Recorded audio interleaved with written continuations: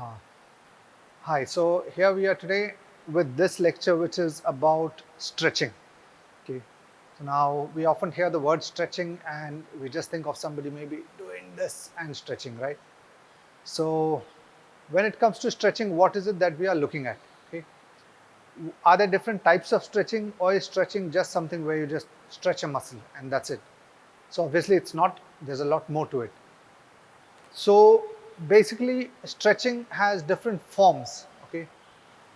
And the aim of all these forms, which we'll be explaining in some time, the aim of all these forms is to make sure that a joint is able to get to its maximal range without assistance and with strength. So if we basically put down stretching from a strength and conditioning point of view, we're not just looking at somebody being able to take their arm through a full range of motion or maybe able to bend to the side. This, fine, if somebody can do it, good for them, okay? Or if somebody is able to maybe stretch their chest, hold on to a wall and stretch. That is not good enough for an athlete. An athlete needs to be strong in their extreme range, but be able to go as far along with that strength, okay? So that's the whole aim behind stretching, okay? The idea is so that there's no restriction. So a base definition of what is stretching or what is flexibility, it's unassisted, pain-free range of motion around a joint, okay? So most important, it's unassisted. And why that's important is that you should be able to take your limbs by yourself through different movements. There's no point if somebody's doing stretching where somebody else has to help them. So if somebody is maybe going here and somebody else is helping them lean there, that's not really flexibility. So we're looking at flexibility from a point of view of unassisted, pain-free. You want to get to a range which is also pain-free, not something which is very painful and you still get there. Okay. So now, what are the different types of stretching methods that can be used? And we'll be going through all these, and there'll be some examples that we'll be doing here. So one is dynamic. Maybe before dynamic comes ballistic. Okay, so there's these terms you'll hear: ballistic stretching, dynamic. There's active stretching. There's passive stretching. There's static stretching. There's isometric stretching, and then there's PNF. So there's some sort of variations in them, though the aim of everybody is the same. Now, what are each of these stretches? Okay, let's go through them. Now, we talk first about ballistic stretches. Now, ballistic stretches are stretches where a muscle, let's say now my hamstrings, and if I'm going to maybe get to a range where I can go till here. Okay, now this one might say this is active stretches, right? Or these are rather, sorry, dynamic stretches. So I'm going up and down. You see athletes holding onto a wall, swinging, right? Now that is a dynamic stretch.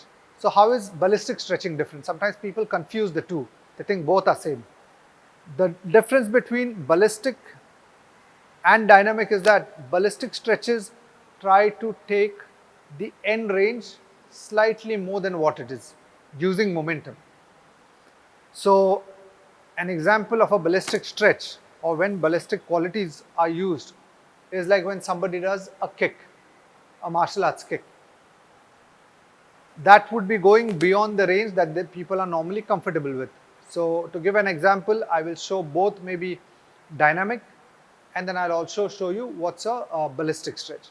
So if it's dynamic, then maybe I might hold on to something. So if Varun, you can come, let's assume that's a wall I'm holding. And if I'm doing dynamic, and which most people would have seen these happening, right? You see people going with their knees bent initially, then they start going with their legs up. So now this is a dynamic stretch, okay? As you can see, my hamstring is allowing me comfortably to go up to around here, okay? So that's a dynamic stretch. I would do that maybe 10 to 12 times, okay? I don't want to do it to the point where my body gets too tired or the muscles are too tired, because when they're too tired, you don't want to load your nervous system negatively, where you're getting a tired muscle which doesn't move and you're forcing it. But now what's a ballistic stretch?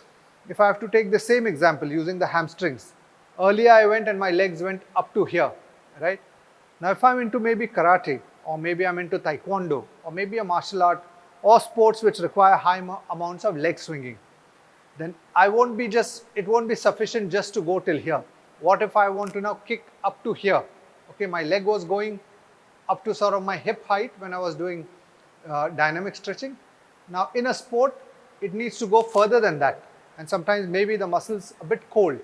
So then that's where ballistic stretches come in. So if I'm doing ballistic and the same exercise, now it would be beyond my comfort range. So it's a bit 1, 2. As you can see, the leg's going much higher, but I'm putting effort in this. Okay, I'm actually putting effort to bring this up. I'm using that momentum to swing it beyond my comfort zone. Okay, and that really becomes ballistic stretching. Okay, when you're going beyond, and it's used. Ballistic stretches are used in kicks when somebody does a front kick. As you can see, if I'm going that high, I won't be able to do it slow.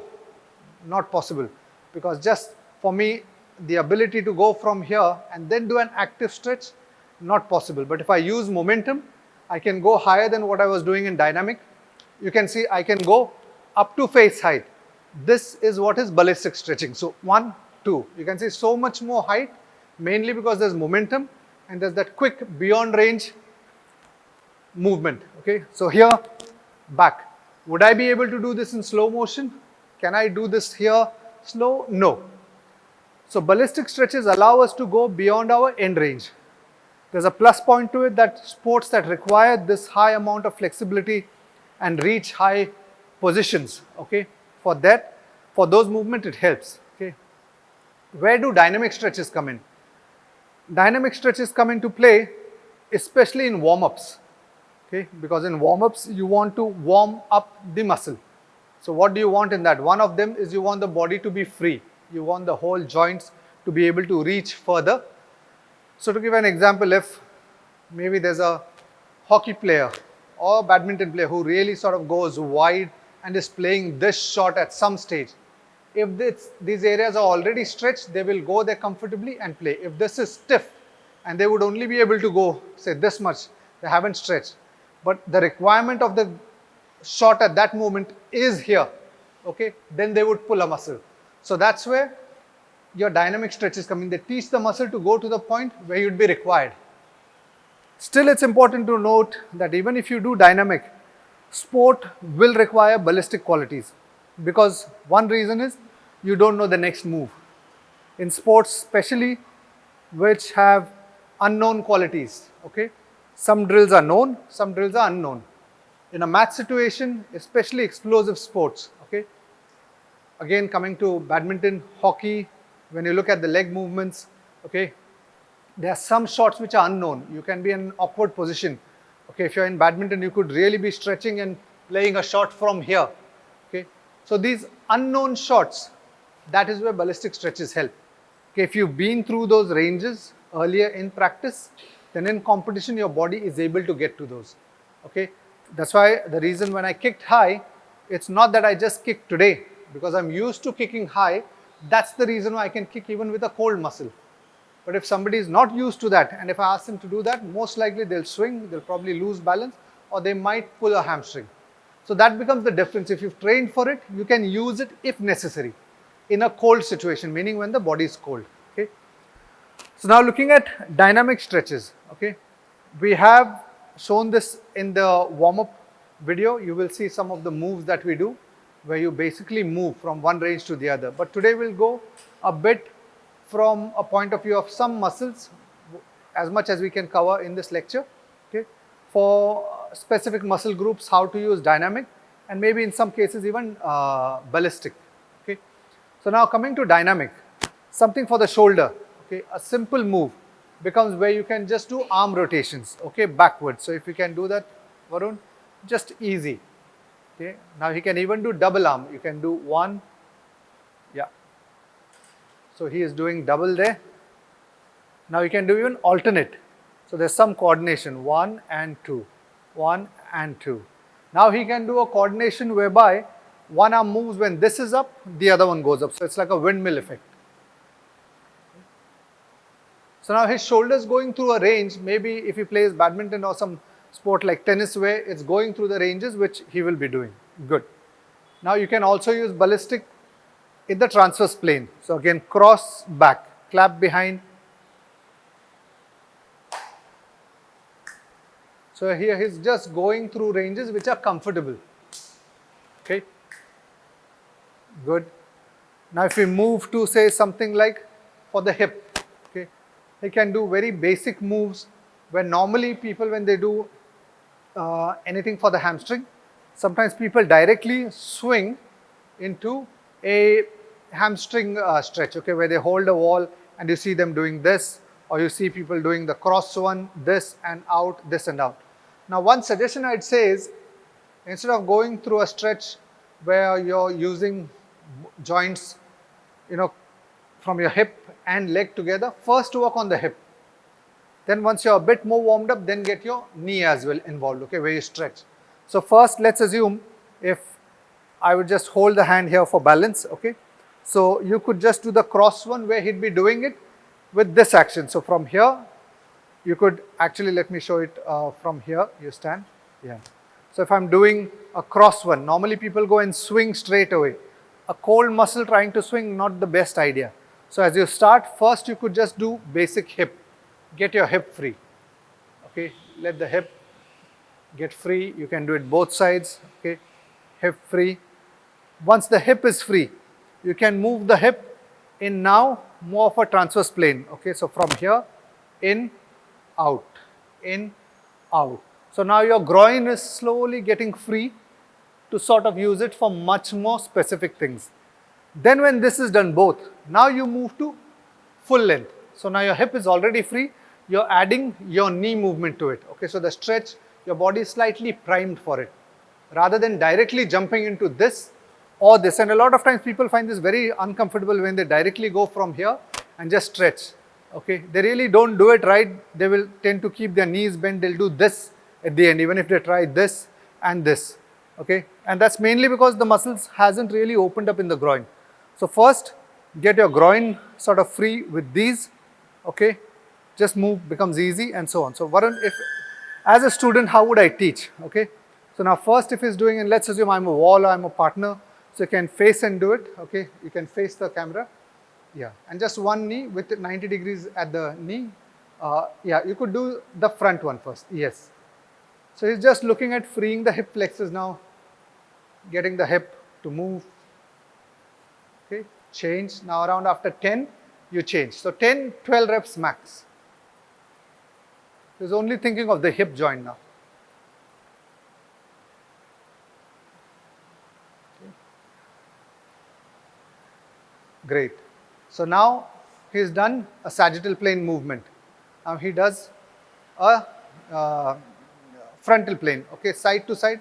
It almost becomes like a mix of frontal and transverse, okay. So here you could do it by facing me, okay. So assume I'm the wall, you can hold with both hands, okay, and then bottom leg you can cross it first, yeah, open it out there, the bottom foot, open it out more, even more, even more, even more, there you go, yes. So you can open it out even more, further, let it, that's it. And now you swing, so now you really get a good stretch. So now his hip is being worked, okay, change, other side, turn it out, 1, 2.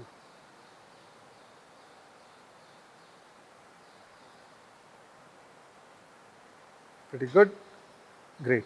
Now once this is done, now we move on to swings, controlled swings, not going too high. So now again you can use support and do front ones under control till you can reach a range comfortably.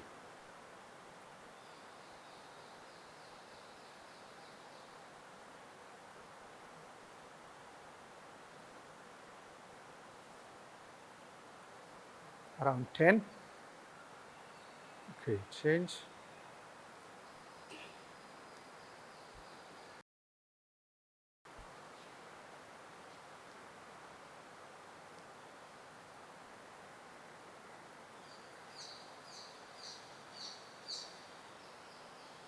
Okay, now what does he do? Next will be going across. So same, get your foot out first, there you go. Now you'll swing out,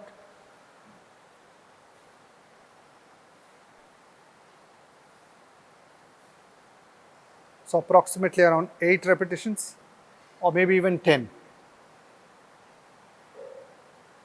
Okay, other side, turn round.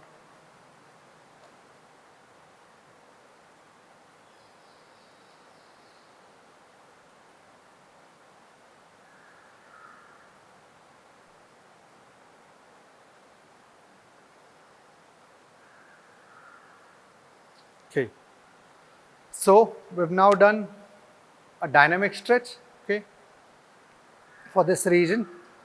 Now we can do a dynamic stretch also for the adductors. Now when it comes to doing it for the adductors, he could sit there and just sort of push down comfortably.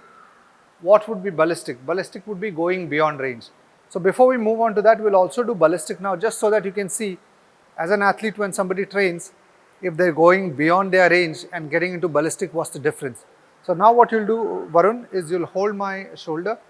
You'll do the same kick but with a bit more range. You went up to here, right? This time you want to go here. So assuming he's practicing or maybe wants to get into martial arts, we want him to get slightly more range. Okay, so just about till here, 10% more than normal. There you go. You can see, you can make out the effort where he's pushing. There's a bit more momentum.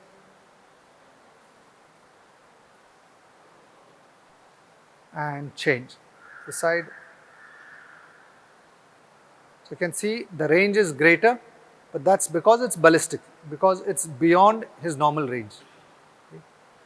So you need to know exactly for whom you're doing which stretch, especially if somebody is never trained and if someone's just started off with movements, then you need to understand ballistic stretches are not the best. And why would that be? Because you're going beyond comfort range, one. Second, there's anyways momentum involved. Okay. So someone who's been inactive, a sedentary, maybe a client who's maybe training in a gym, or maybe an athlete who's come back after some time. There's been no sort of regular practice and they've come back. You don't want to start them on ballistic. Okay, you want to take your time to build up. The principle of progressive overload applies here as well. Okay. So now next we'll show maybe a movement, both dynamic and ballistic, for the adductors. So here what would happen is, he'd be sitting on the floor, and what is called the butterfly stretch is what he'd be doing. So you can just sit here. I will just stand behind, assume this is a wall, so he just gets to support here, okay. And now from here, you can just gently move your. So now talking about this stretch as a ballistic stretch and then also as a dynamic. First we'll do dynamic. So Varun, if you can just move with a bit more exaggerated range, okay, yes.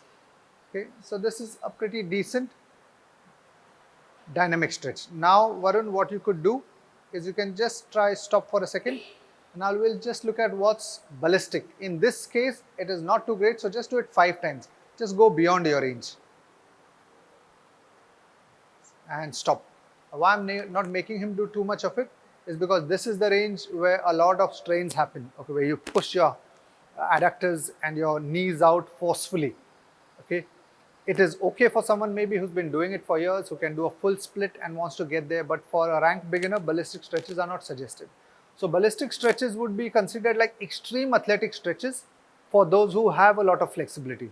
When somebody is doing martial arts kicks, when they are doing high kicks, side kicks or roundhouse kicks, where they're really pushing up, those are the movements which we want to do only for those who need that. Okay, so that becomes martial arts for those who want to do high karate kicks, for those who are involved gymnasts, again, if they are doing a move maybe in the flow routine where one leg comes up, okay, and down, they need that. Okay, so you have to really know which sport requires which one. Okay, so we've now shown sort of ballistic. We've also shown you a type of dynamic. Okay, now we'll probably show you a few others in which you can notice how the range can be changed and made slightly more effective. But before that, I would like to show you one which is again for the chest, okay, which can be done as a dynamic and a ballistic one as well. So Varun, if you can just stand up.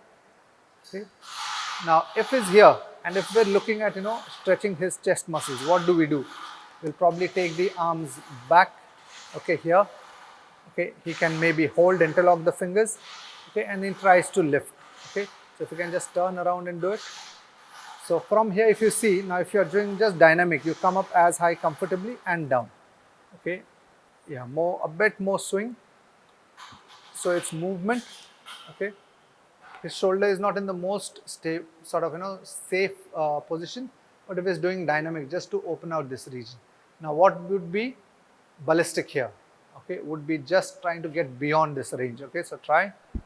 There you go. You can see that. So he's trying to get more range, which again, depending on the sport. If it's an advanced player who's in maybe badminton who is used to going that, you can try this. Stop. Okay, but keep an eye out on ballistic. Ballistic is not for everybody. Dynamic can be done for majority sports. It's all about, like the word itself, dynamic. Okay, it is dynamic. There's movement. Okay, there's sort of action happening. Okay, so we'll be moving next now to the other forms. So we've done ballistic, we've done dynamic. Let's move on to what's called active. Now, active is different to dynamic. Okay, active is definitely different because in active, there's a very clear contraction, okay, from the agonist muscle. So I'll show you an example. So Varun, if you can just lie down on the floor. Okay. Now, if he's here, okay, if I lift his leg and hold, he will be able to do this exercise pretty easily, right? But if he has to do it by himself, okay, how high can he really sort of lift? So if you can just lift the leg up, okay, and hold and then down. So this can be held max for most people around 8 to 10 seconds. But this itself is a stretch. Okay, so if you can go up, hold. So what's happening here? His quadriceps are contracting, his hip flexors are active, his hamstrings are stretching, relax. So we can try with the other leg as well. Again, quadriceps active, hamstrings are in a stretched position. The reason why it's called an active stretch is because he's active in this. Relax. Again. So again, he's active. He's stretching the hamstrings because he is active himself. Okay, it is not a stretch which is happening due to support from me. Stop. This is not happening due to support from me, or this is not happening due to support from a wall or from another equipment. This is happening because of the fact that the agonist muscles are working by themselves. Okay. So what could be another example of this, where sort of, he's doing a active stretch. Okay. It could be something where he's stretching the abdominals by coming up by virtue of his lower back. So if you can lie on your stomach, and some of the yoga stretches involve this. So here, okay, if you bring your hands behind your back, interlock your fingers, straighten the arms, okay, turn the palms up towards you, the other way, yes. Now squeeze your shoulder blades, feet stay down, okay. Now using your lower back, you come up as high as you can. Okay, you can straighten your arms out a bit more and there you go, yeah. So now again, he's being actively using his lower back, his triceps as well, his retractors to relax. We'll try it again. So it's contracting, holding for approximately 10 minutes. So this is a mix of a endurance exercise because you're contracting certain muscles and that is causing the other sides to lift. Relax. And one more.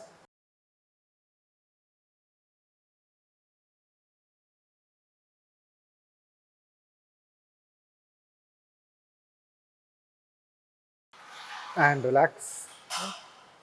So as you can see in these exercises, if he is doing these, the movement is happening by virtue of the agonist muscles.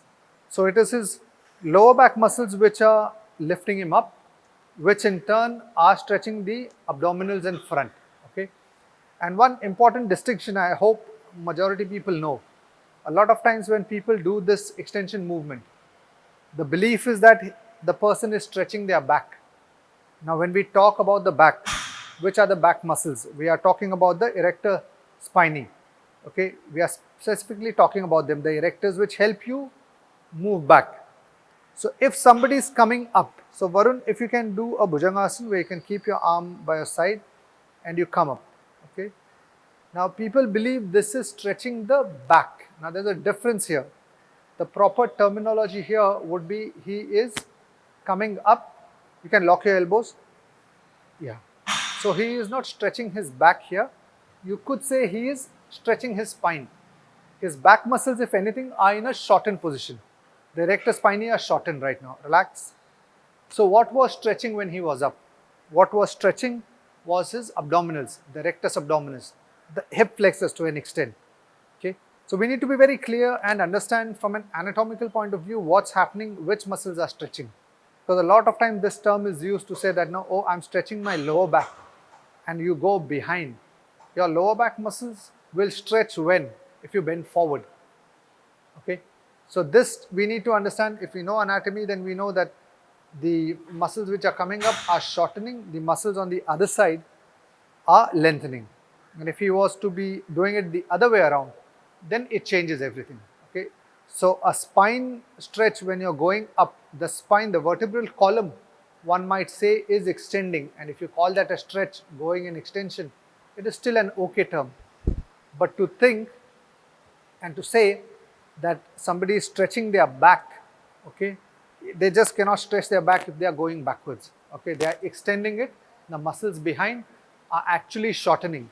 And if what he did like earlier with the asana where he had, if I'm not wrong, that's called the Shalabhasana, where he held his hands behind, he is then actually stretching voluntarily. He's contracting this side and then contracting those muscles to stretch the anterior part. Okay, so these terms we need to understand. Okay, so Varun, if we can do one more stretch which I would like to show, and probably because he's already in this position, something which we understand and which can help. You can do the Dhanurasana. Okay, so you can bend your knees, you can hold on, yes, down here, and then from here he comes up and holds. Okay, again, if he can make sure that the knees are not twisted and as gentle as he can do, this is an amazing stretch which can be used. Okay, and one of the main advantages of this stretch becomes that his bicep muscles are stretched. Okay, which are the ones which are stretching and which are the muscles which are lengthening? Is his back being stretched? By now you know not. His biceps are being stretched, his pectorals are being stretched, his quadriceps are being stretched, to an extent even the ankle is being stretched. Okay, relax, you can go down. Okay, so these are the muscles which are being stretched. Which are the muscles which are shortening in this? It will be his retractors, his lower back, his gluteals, his hamstrings, okay, and maybe to an extent we could even say the gastroc, the calves, because when they are into plantar flexion here, the calves are in a shortened position and the ankles up. So we need to understand this positioning, which muscles are being worked at which stage. Good thing about this one stretch is that there's a lot of areas which are being stretched in one go. Okay, you will find that, like I said, the biceps, the pectorals, the rectus abdominis, your hip flexors, quadriceps, even to an extent your tibialis anterior, your ankle itself is being held. So there's a lot of load as well in this because you're hanging onto your own body. It's one of the stretches where you're hanging on. Okay, it is great to put you in touch with your body, also a bit on the advanced side, not maybe possible for every newcomer, but some of these stretches can be very good to be doing post workout, okay, or post your exercises, and in the cool down section we'll be covering these. Okay, so yeah, you can now come up, Varun.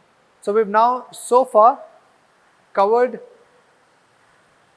your ballistic stretches, which are all swings beyond comfort, beyond range, beyond end range. We've covered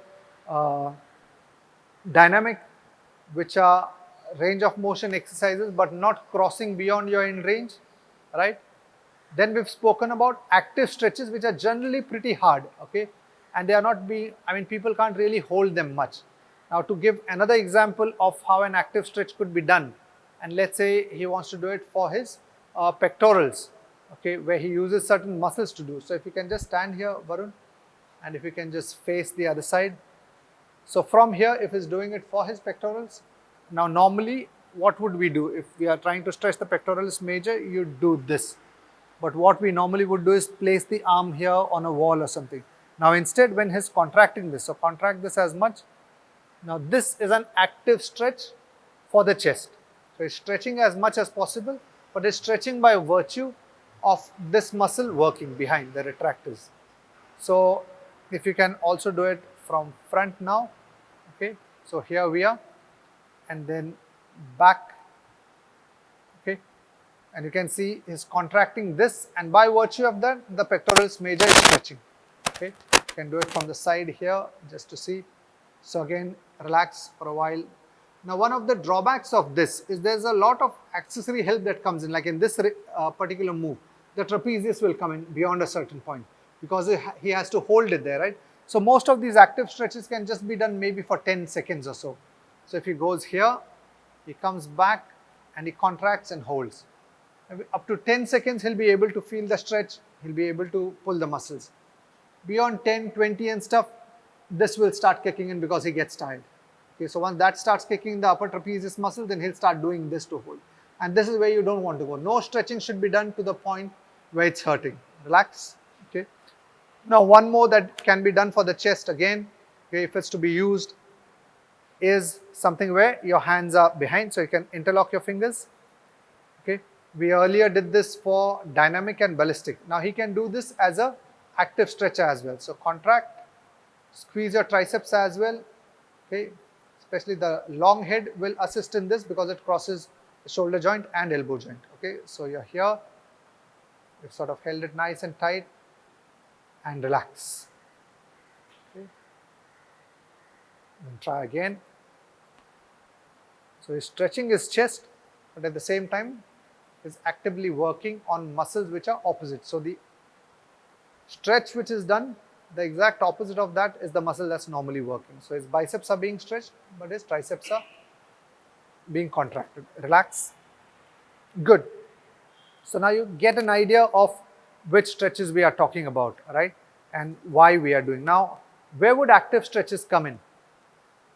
Would they really help? Because they seem to be quite troublesome to do. So active stretches would come in for especially people who are maybe beginning exercise programs. Somebody who is not really that fit. You would want to maybe in a short time get as many muscles working as possible. So it could be somebody maybe who works in an office, doesn't get much time to train. So for that person, this exercise of holding this out becomes a great one to work a bit of the retractors, also to get the chest also stretched. So it serves a double purpose. Same time, if they can do this, hold behind, squeeze, come up, again their chest is stretching, and the back muscles are contracted. So it almost serves as double the purpose for sometimes people who don't have much time.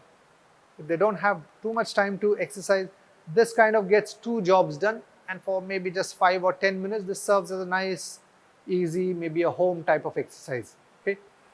So that's where active stretches have come in now. Now from active, we move on to passive stretches.